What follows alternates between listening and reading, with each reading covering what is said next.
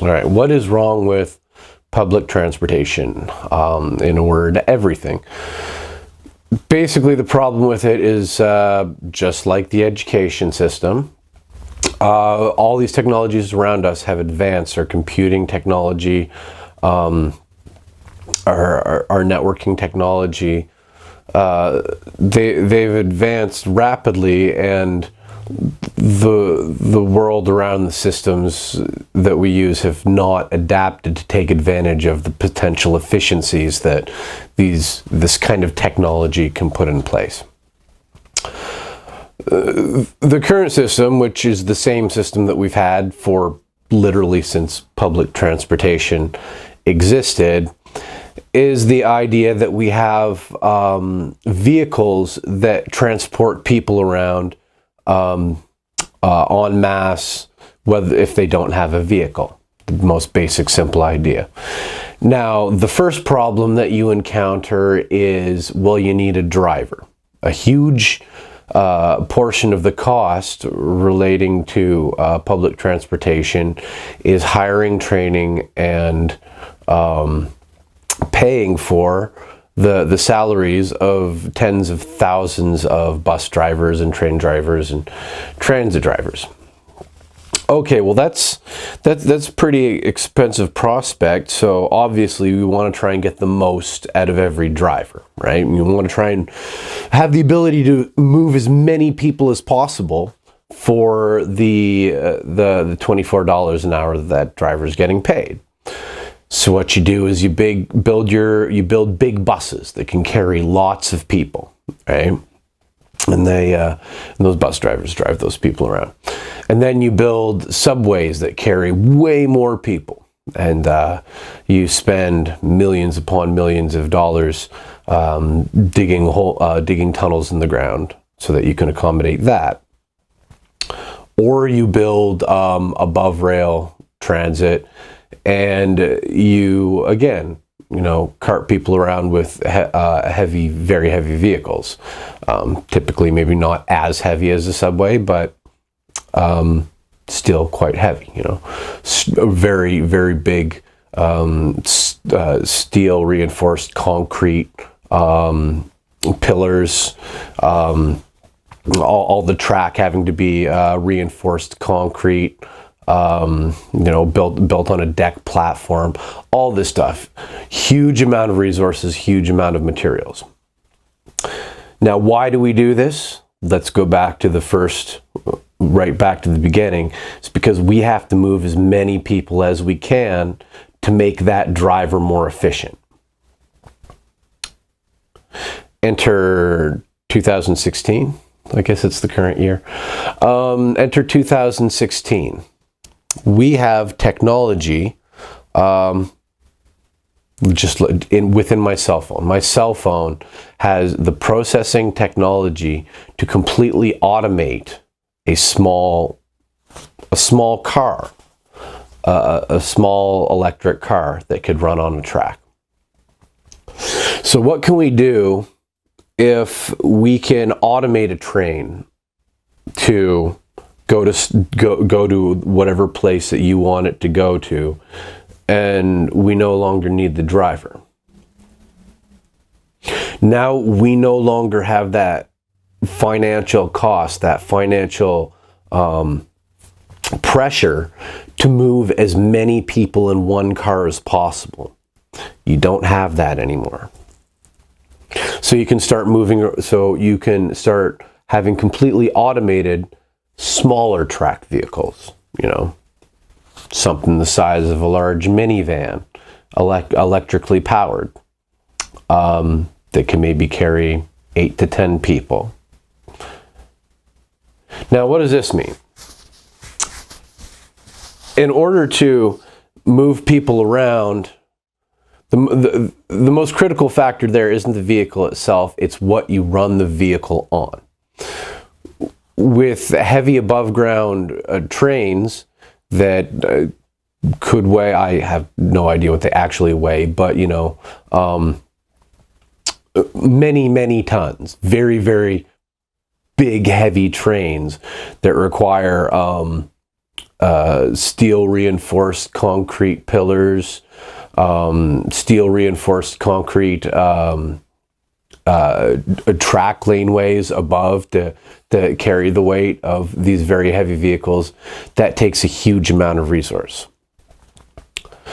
If you're shipping people around in small, ultra lightweight vehicles, then the track that you have to build to accommodate those vehicles uses massively less resources, and in turn requires massively fewer resources to install and put in place.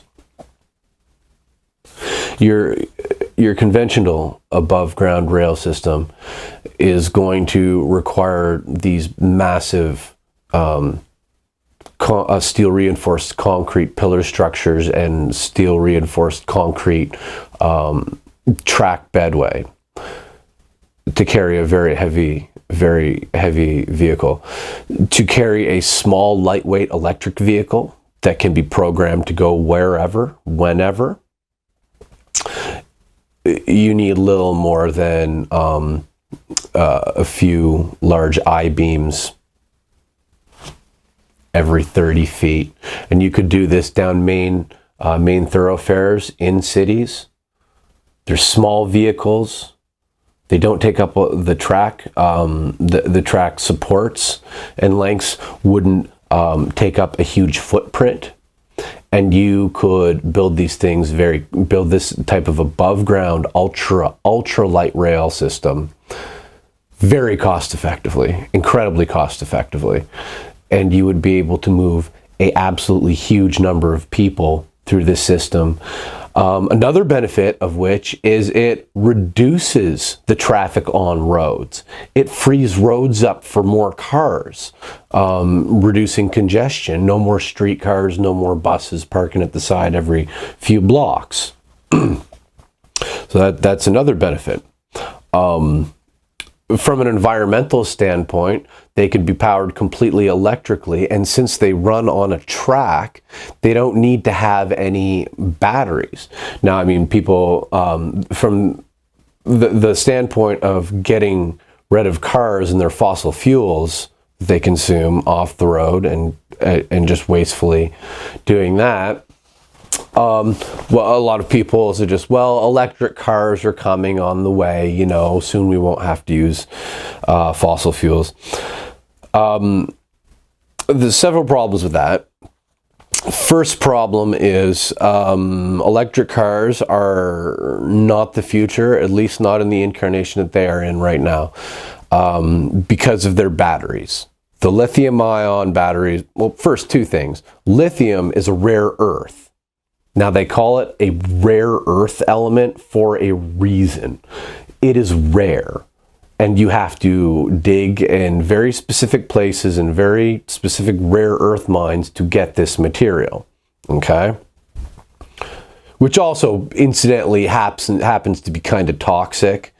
And so the reason why electric cars in their current state are not a solution is because at the level that they're at, they occupy a very small market segment of, you know, cars driving on the road. If we were to replace every car on the road with an electric car, we would have a massive, massive problem with both lithium shortages, because we got to mine this rare earth element to make these vehicles. You know, if 1 out of every 100 cars is electric, yeah, whatever. If 100 out of 100 cars is electric, now we have a problem getting, you know, enough material. Secondly, it's toxic, very, very toxic. Rare earth, lithium-ion batteries need very special care and treatment, and there's a lot of toxic crap that is produced in their manufacturing as well. So it's not a it's not a real sustainable solution. Now, like I said, with the system throughout a major city of above ground ultralight rail track vehicles, since they're on a track, you can, you know, send the power directly to them. You don't need onboard storage, which is another problem with the idea of, okay, you just plug your electric car into the wall and charge it up. There is loss, okay? Every time you store energy or convert energy from one form to another, be that electrical, heat, light, chemical, every time there's a transduction of one type of energy, you lose some. You lose efficiency, okay?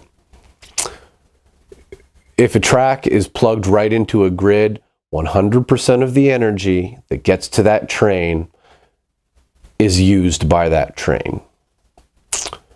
If you've got a car and you've got to plug it into the wall, not 100% of the wall that's coming, or the energy that's coming from the wall, is going to be usable by that car, because some gets lost in the process of storing it in the battery.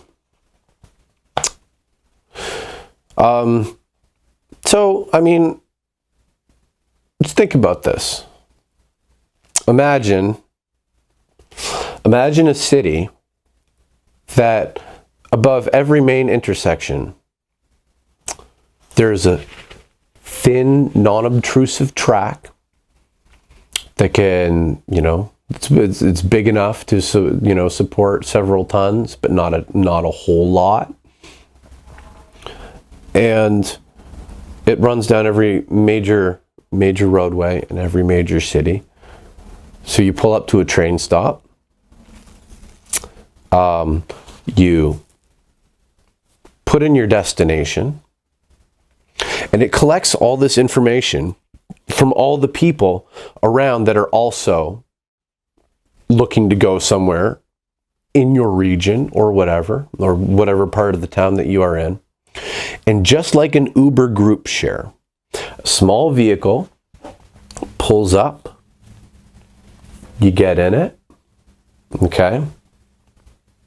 And then it goes to the next spot of a person that's close to you that also wants to go to a similar area as you. And it collects them all up, and then it takes you to the location that is, and then it takes that car to the location of where most of those people want to go. And so it's very efficient. Imagine being able to do that and spend, from a government perspective, a small fraction of what we are currently spending on our public transportation system. You have eliminated the need for every driver. That is hundreds of millions of dollars right there. You have eliminated the need for massive infrastructure projects, like building that above ground rail that can support 100 tons, or building that subway where you're tunneling 20 feet across through the earth. It's very expensive. There is the fuel aspect, the fact that you're no longer putting petrol into a whole bunch of buses that drive around, which incidentally, that's really bad for the environment. I know a lot of people think they have this idea in their head that, oh, you get in a bus and it's one bus taking a lot of people to a place, and that's, so that's good for the environment. One trip, lots of people move. Not necessarily. If you're considering heavy traffic areas, every time that bus has to stop and start and stop and start and get moving and then hit the brakes, the most energy that is lost in the process of driving around in a city is a process of losing energy to braking and speeding up your car by hitting from the acceleration. So the bigger you make your vehicle, every time you stop that vehicle to let one or two people on or off, you're losing a huge amount of energy potential. shuttling people around in small electric vehicles both doesn't consume gasoline because it's on a grid, a power grid, doesn't require storage like your electric vehicles, and isn't going to be required to have endless starts and stops throughout the course of the trip. And the infrastructure to build, like I said, would be a fraction of a comparable system for heavy, very heavy vehicles. A small fraction. Logically, there's no sensible logical reason to not pursue this as a course of infrastructure development, or at the very least can seriously research it and put some serious effort into developing the feasibility of this specific idea. But once again, this is a perfect example of the failure of our public systems and the complete lack of creativity and ingenuity within our political system. We need more creative minds in politics, because the ones we have are completely devoid of any kind of outside of the box thinking.